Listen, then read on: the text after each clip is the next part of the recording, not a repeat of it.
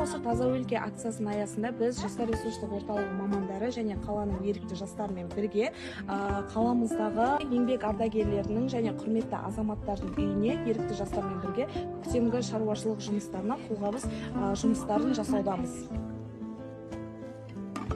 Қазіргі таңда Қазақстан аумағында таза Қазақстан акциясы өтуде. Осы акция аясында біз қаланың ерікті жастары, қаланың құрметті ардагерлерінің үйіне келіп, қолғабыс жұмыстарын жүргізудеміз. Барша қала жастарын осындай игі іс жасауға шақырамыз.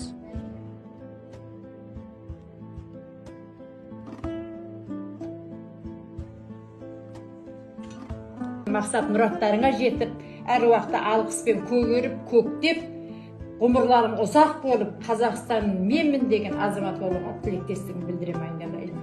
Көп рахмет, рахметтен басқа айтарым жоқ. Әумин, Аллах акбар.